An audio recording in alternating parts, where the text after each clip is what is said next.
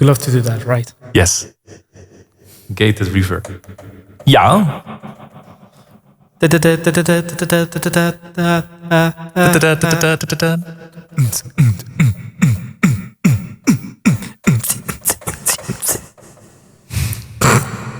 Nerds! Okay, let's go.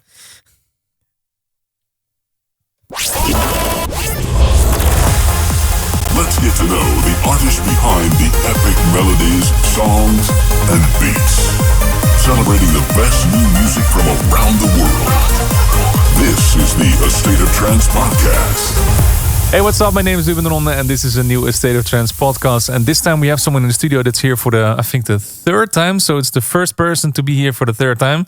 So if you want to see more or hear the story about Matt Fax and his past, you have to check out those podcasts. So, okay, the third time, here he is, Matt Fax.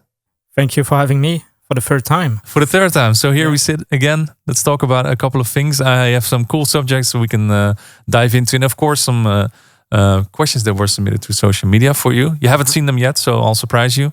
Yeah. So put some hard political questions in there. No, I'm not going to do that. Yeah. First of all, the most important thing, how are you doing, man? I'm doing good. Definitely doing good. Feels great to be back in the studio, and I'm excited for the questions and to talk with you again. Yeah. It's always a great chat. So, well, yeah, I hope so. Last time you were here was 2022. Yes. Which was for? It was for the 10 years anniversary compilation that I released on Colorize called X. Yeah. So I was celebrating 10 years in the industry as Matt Fax. And yeah, I think we spoke only about the past 10 years. Yeah. So yeah. So if you want to hear more about what happened, make sure to check the previous podcasts. You can find those on YouTube or Spotify. It's all on there. So today we're going to talk about the way Matt Fax is right now. So not about X, not about the previous albums, because a lot has changed in the last few months, I would say. You released, first of all, the album Story of the Fall. Yes. Can you tell us a little bit more about the period between X and Story of the Fall? So basically, between X and Story of the Fall, so when I released X, I was already working on that album on SOTF, and it's a project that I started back in 2020, like when the first COVID lockdown happened. And basically starting from X, so of course I did a lot of gigs, traveled the world to play my music, and I was also working on that album. So I think X was released in 2022, so Story of the Fall was released last year, so it took 1 year to actually finish it and to release it. It was released on my one label, Chromatic, and it's basically an album about the time period between 2020 and 2023, where I experienced a lot of personal details and stories and things. It was not a nice personal time for yourself. No, it was definitely not. To be honest, I feel thankful to be here today because I nearly lost myself, and yeah, it's a very personal album, a very dark, a very sad album, and very different from what I was putting out back then. But I mean, it's there. It's a timestamp in my career and in my personal. I needed it in order to get things out of my chest and to move forward and explore new things. And today I definitely feel better than what I was feeling when. I think it's one of the most important things that maybe we can get out of today is that when you look at social media and when you look at artists, they shine on stage. People don't really see there's a big dark side to everything as well, right? Yeah, I mean, the problem with socials is that you always want to show the best side of you, and sometimes people just forget that the artists and DJs also have dark times and total times, and because they don't show it on socials. You're not going to. There are people like that, but most of the people won't go social to be like, boo-hoo, see, all my life is most of the people would be like, what are you talking about? You are traveling the world, playing gigs, releasing music. Make millions. Make millions. What are you crying about? But it's not because you're releasing music and traveling the world that you are happy. It doesn't work like that. No. But socials, I think socials is a good tool, but it became like the main thing to concentrate about nowadays in the industry. Like, it's not anymore about the music. It's about selling your brand and selling yourself. Like, like you have to show your life, be very close to the person, but also don't show like, things that can offend them. Yeah. And, I'm very sick and tired. Sometimes I wish I could, like just get out of the socials, or at least, just post about my music, which is what I already do. Yeah. But I just think socials is like the worst thing that happened in the music scene and in the music industry, like especially in the past few years. Let's talk a little bit more about that. First, I want to go back to Story of the Fall, which if I read it right in your answer, has been sort of a therapy session for yourself. Yeah, definitely. I always did music to express myself and my emotions. Mm-hmm. And with this album, I was going through a lot at the time.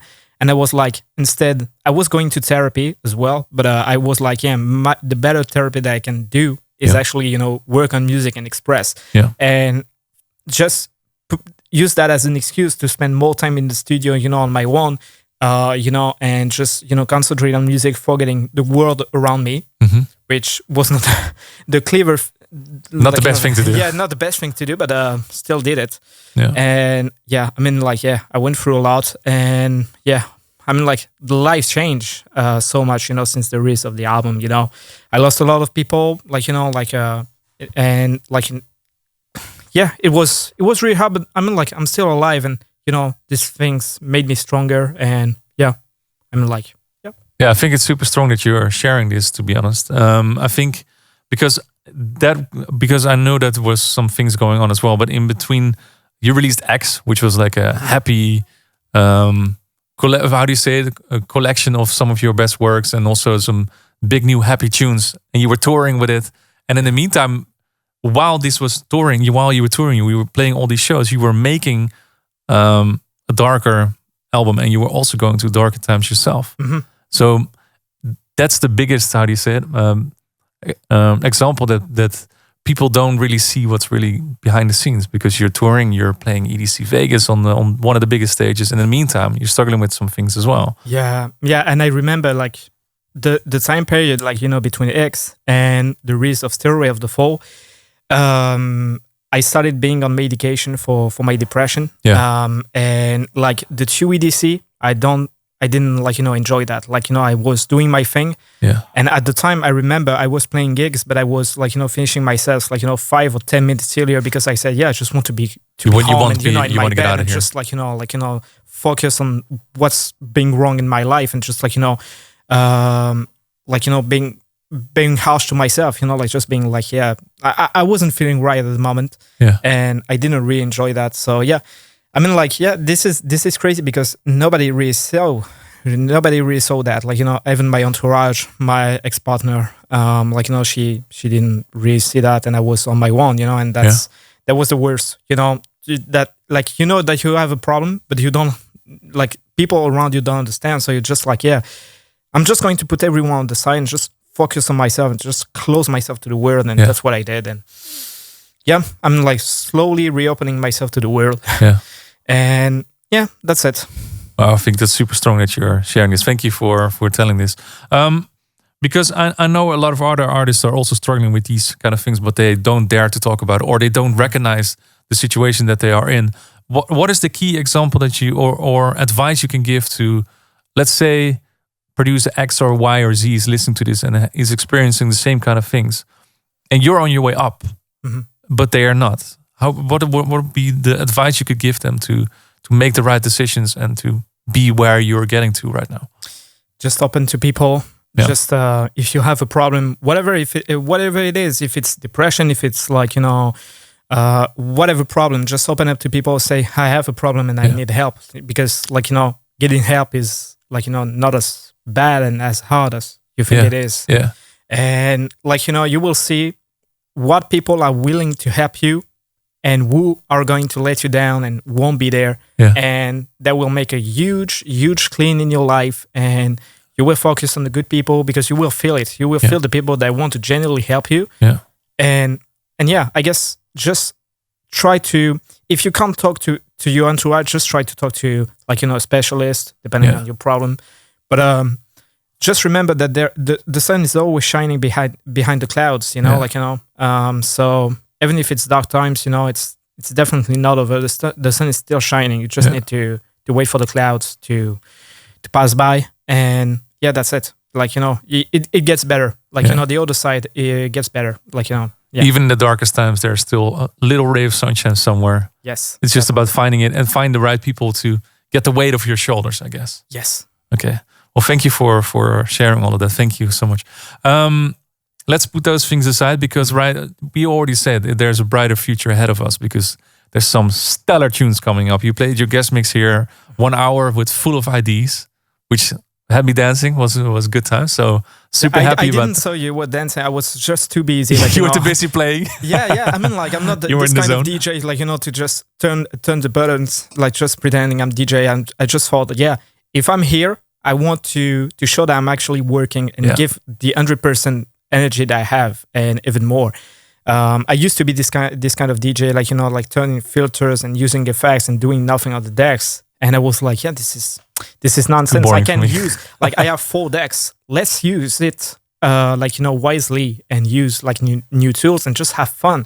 We don't care if it doesn't sound good. It's just about the energy, having a good moment. That's my spirit. Yeah. So what you did with the guest mixer, you put a snare roll on one and claps on the other one. Yes. And some vocals, and you were just playing around with it while you're playing. Yeah. Sometimes it's actually a little bit confusing because you have to remember, okay, what track is playing? Okay, the clap is here, and then you can be wrong one. A little bit panicking. But I mean, I guess I did good. Yeah, maybe, you did great. There's something wrong. Then that might be a little bit here, but I just have fun, and that's the most important part of it. Yeah.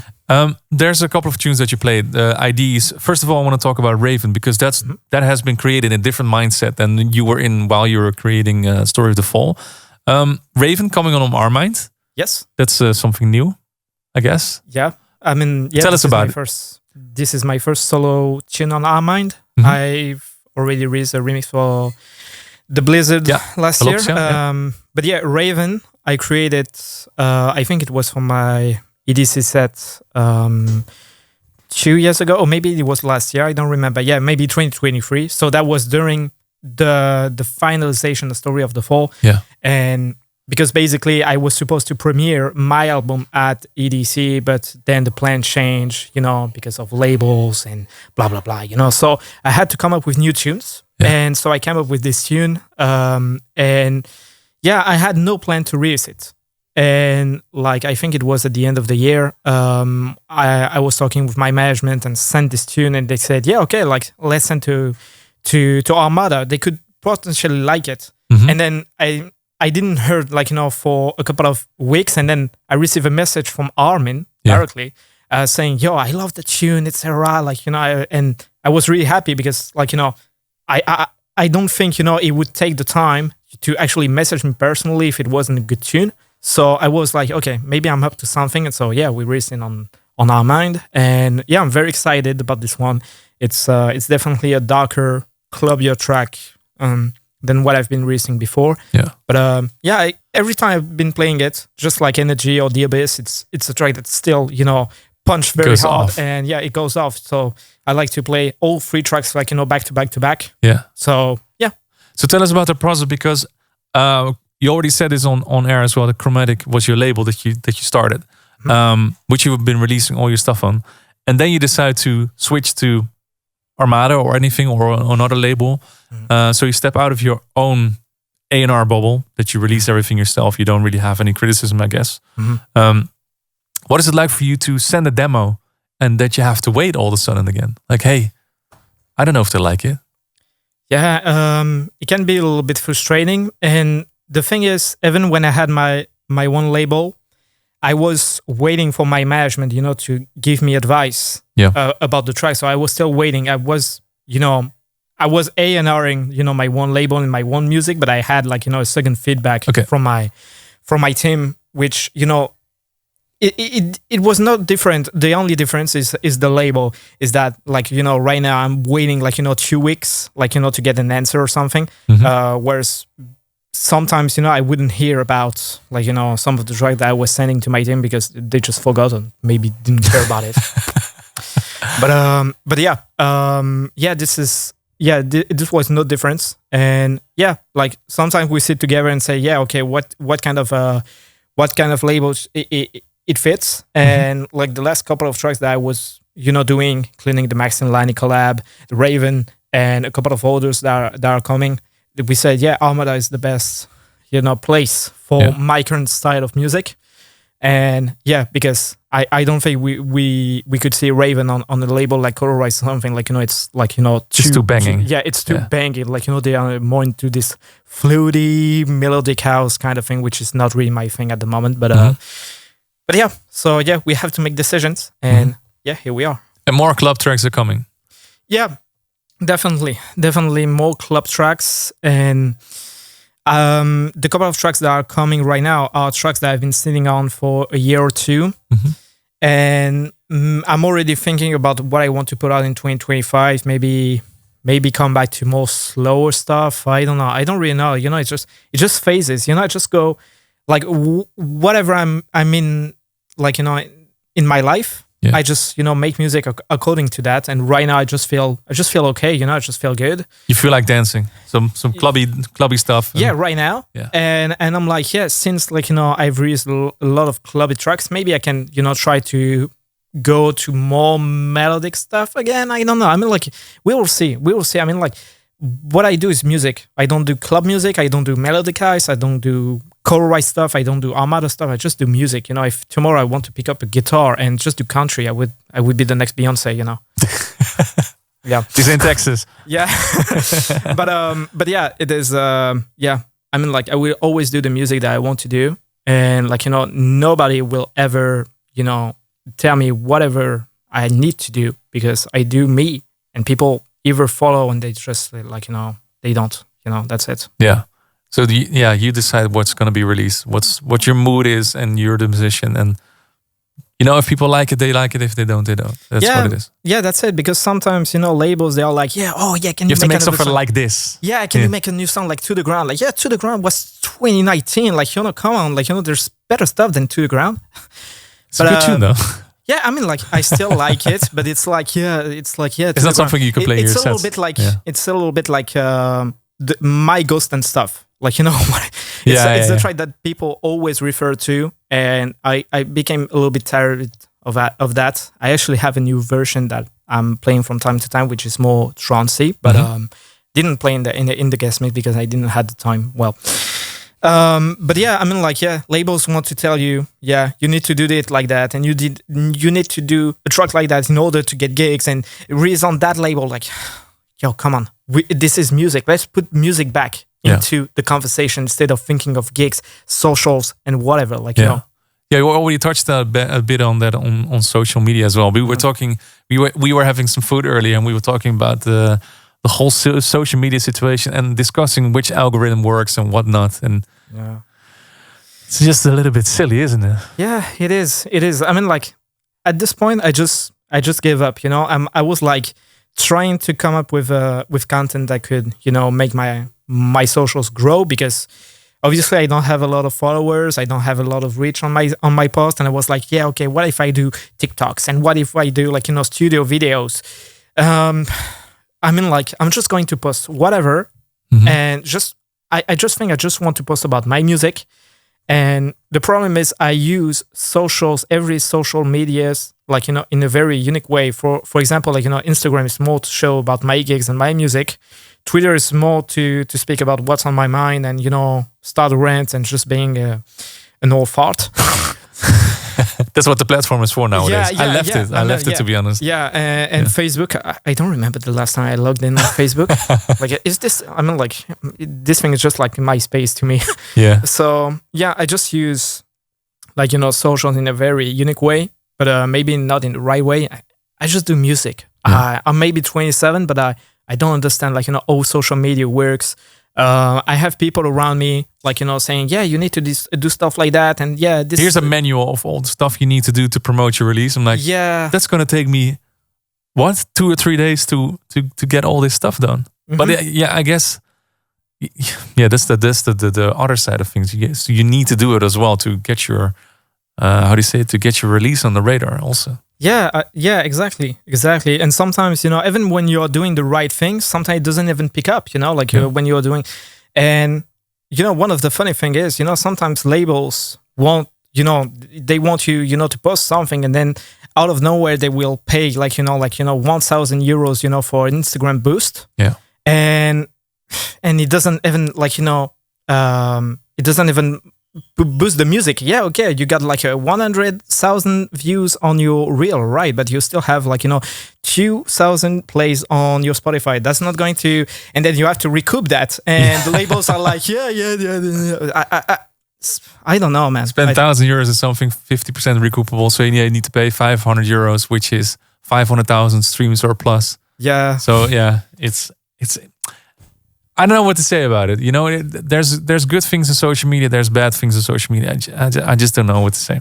Yeah, I mean, that was just a tap at people that will recognize themselves, I guess. But the situation, with labels that just don't. I mean, if you think that it's going to boost the music, do it. But if you don't think it's only for the socials, but it doesn't even grow the social, just don't do it. There is no money in music anymore, already. Let's not put things to recoup to make even less. This is nonsense. But yeah, whatever. I mean, I'm in my rant mood. Yeah, the rant mood. No one's listening. It's fine. Keep going. I think we should also focus on the. There's some positive things about social as well. For example, the Twitch community that you've created. Mm-hmm. So because some people are Tone was also saying, well, will we get back to Twitch streams? Twitch is obviously also a social media platform where you stream live sets or you do whatever. What I do just put on my stream when I'm making music, something like that. Yeah.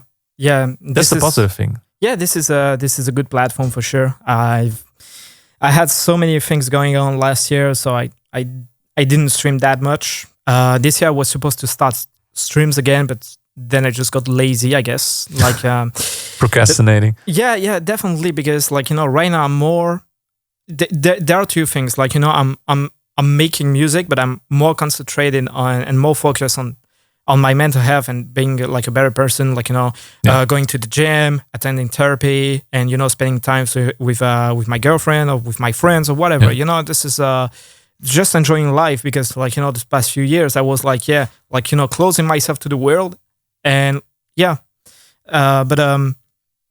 Twitch thing, it will come back for sure because this is still an income that I can make, first of all, and second of all, I guess it's great to be making music and have a little audience that just say, hey, I like this, or no, I don't like this, and just have an exchange with your community and just build a community actually. It will come back at some point. I just need to be less lazy or just focus more on music. I don't know, but it will come back. I guess first, sometimes you have to make sure that everything in your own system is in the right way, and then you can start doing those kind of things again. Yeah, definitely. No, that's fine. Okay, let's talk about some of the questions that came in, because a lot of them came in. We'll try to get through as many as possible. Actually, this might be something that you could do or share on socials. Mekaluski, the winner of the ASOT DJ contest. Do you ever plan to do a project overview walkthrough, maybe showing something of Raven or Why Do I? Yes, it could happen for sure. I had a couple of a chat with people, YouTube channels that wanted to have me doing a walkthrough of classic tracks or something like that. Mm-hmm. So it will happen. I just need to be. It's always the same thing. I just need to say okay to them, recording this video of me going through a project. But yeah, it could definitely maybe happen. You could do something with Armada University, for example. I would love to. Yeah. I would love to. Let's ask Harry or James. Okay, this is another question from Mekaluski. Question to myself and to you, because in the past we released a tune called Baguette, and now Stokbrood is coming, which Baguette's the French and Stokbrood's the Dutch, of course. Yes. What is next after that if you're going to work on a tune again? I think we're just going to open a bakery at this point.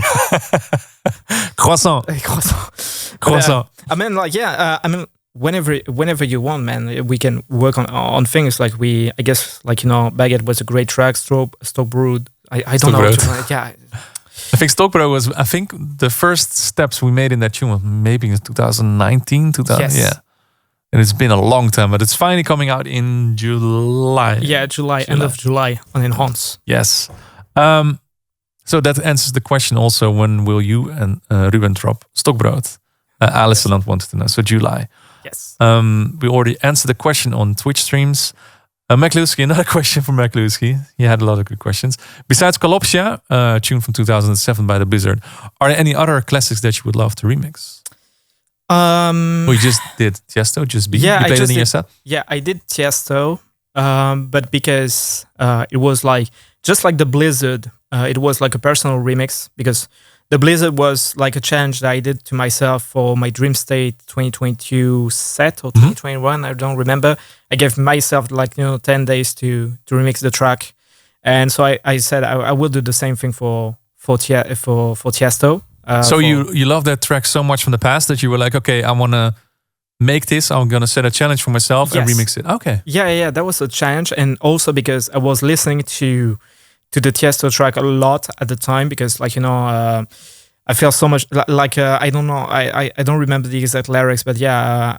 I'm still lost, but I feel so much better, Yeah. So that kind of resonate with me, and that was like it's a track of hope. Yeah. So I was like, I just want to give like that message. So yeah, I was going through like a dark time, but I feel better. I feel That's better. awesome. Yeah. So, but so this remix in particular, we're trying to release it, but unfortunately, you know it is with remixes of whole tracks. You need to speak to labels and speak to the main artist. The main artist is Tiesto. Well, it is. It might come, it might not come. I mean, like, it's at the end of the day, it's just a remix that I did for myself. Yeah. If it's not coming out, maybe I will put it out for free, or I don't know. And considering all the remixes, on the top of my head, I don't really know. I guess it just like it just depends on what track I'm currently listening and if I feel like remixing it. But yeah, there might be actually. But you already released a Tiesto remix, not 1.5 years ago. Kamaya Painters, Summer Breeze. Yes, that was for the In Search of Sunrise compilation. Because I was like, I want to remix like a Tiesto track or whatever, and this one came in, and I was like, but that was more of a remake first, and then I put it in the progressive way, and then I love that one so much. I played it a lot in my sets also. Yeah. Thank you, man. Because the original was such a good tune as well. Yeah. And Toros wants to know, it's no secret that you're a big drum and bass fan. Can we expect more drum and bass bangers like Somber in the future? I don't think so, because I think like I was listening to a lot of drum and bass like during the making of Story of the Fall, because I was like full of anger and full of sadness, and just I just rage. wanted, it's full of rage, exactly. Yeah. And I just wanted to that was the stuff I was listening because I was feeling like that. Now I'm more, I wouldn't say positive, but I'm like neutral. Like I'm not like I'm still mad at a couple of things, but I still listen from time to time. I started a couple of drum and bass track, but it's not really what I'm into right now. No. So I mean, like it's something from the past. It's like a different chapter in your life. Yeah, that's it. I mean, it might come back at some point, as I said. Let's hope not. Oh, as long as it's in a different state of mind, then it's fine. Yes. So yeah, because somber, when I'm reading this question, somber is also the Dutch word for sadness. Somberness. Oh, okay. Yeah, I think I was like finding like a synonym to like darkness or something at this time, and I was like, yeah, that sounds cool. So but it's like it's like the French word sombre, which means like shadow. Dark. Yeah, shadow. Yeah. So yeah, this is this. That was basically a cry for help. Basically, if you put something out like that, which has a title like that. Yeah. Oh, that's well. I'm glad that chapter is behind us. So let's not do drum and bass anymore. Let's focus on some nice club bangers for now. Yeah, I mean like club bangers, progress. I mean like I can do everything. Like tomorrow, I can even do like like a jazz or like I'm a piano or whatever. or what is the current trend? Like Afro house. Afro house. It's the Like current trend. Like and then a piano mood, and then I could do that if I'm in need of money. Or just rework a 90s track. Yeah. That's what it is. And do Eurodance and do the big festivals. Yeah, there you go. Vicious Code had a question. A lot of your Twitch fans, to be honest. Who would you like to collab with that you haven't already? To be honest, I don't know. If you're French, you should say Daft Punk. I mean, that's a dead dream, of course. But on the top of my head, I don't really know. I guess I just want to collab with people that I'm friends with first, because I've been collaborating with a lot of people that just, wanted the clout, basically wanted a little bit of my light. But I just, people that I'm friends with that we get along very nicely. I don't have names on the top of my head right now. At some point I wanted to do Solo Stone, but we never did anything. And right now I think it might not be interest, or it might be, I don't know. I mean, I just don't want to pressure nobody, just if someone wants to work with me, just just text me and that's it, I think we have to ask Rich, we should call him now. Let's not put it on the spot, but yeah, that could be good. Like his old school sounds and then your progressive kind of things. Yeah, that would be nice. Okay, let's ask Rich. Ross, one more question. What release of yourself this year has been the most special to you? What release? Once again? Which release this year has been the most special to you? Oh, this year? Yeah. So far this year you had You? Yeah, Rise with Johan Wilborg. Why Do I with Max? I think it's Why Do I? Yeah. Because I remember with Maximilian and Cartouche. Yeah. We wrote it during the A State of Trance writing camp last year, and I remember everything was perfect. We met for the first time with Maxime. We entered the studio, and at the end of the day, we had the first version, with the vocals and everything. Then I reworked, so I did a version that is the final version, because the first version was basically a more progressive, more simpler melodic techno kind of track. And I was maybe I want to flex a little bit and go with weird sounds, including that in the drum, So that's the most special, because it's also one of the first tracks this year that is actually picking up. Rise and You had good scores, but this one had the great reception, it has some good scores on Spotify, and people are Madfest still exists. I never been there nowhere, guys, but that would be this one. I love the sound design. If you are a proper nerd and you love sound design, listen to this track and try to find those ear candies and the weird sound design. I think it's a masterwork. So thank you. Good on you. Thank you so much. Yeah. I think we've been through almost all the questions. Let's see if there's one more. Richard Gjerdin from Noise Zoo. Did he remember the battle rap that we had in WhatsApp in 2014? That must be a good story. Why did you have to say that right now? People don't know about that. But I do remember that was very cringe. I was listening to too much Eminem, but at the time I was big Eminem lyrical miracle spiritual in the swimming pool, yo. I was Keep going. And no. This is the only thing I can say. I prepared it. This is this was the battle. Yeah, this was the battle. This is, but I mean, I definitely remember that. That was when I was a kid. And I'm still cringing that this happened, and I hope that it didn't keep that, and it will never leak, because already I don't have a big career. I still want to have a career. I think he probably has it. Otherwise, he wouldn't mention it. So Richard, if you have it, please send it over. I would love to hear it. Please don't. Madfax, thank you so much for coming by, playing a stellar guest mix, and I'm happy that you're looking into a brighter future. That you're bringing in some fantastic music. That we're really excited about, and hope to see you again very soon with more new music. Yeah. Thanks for having me. Yeah. Well, that's it for this podcast. Thank you so much for listening. Make sure to check all the other episodes. You can check them on Spotify or on YouTube. And we'll see you next time for a new one. Bye-bye. Thank you for tuning in. Check all previous episodes on YouTube or your favorite podcast portal.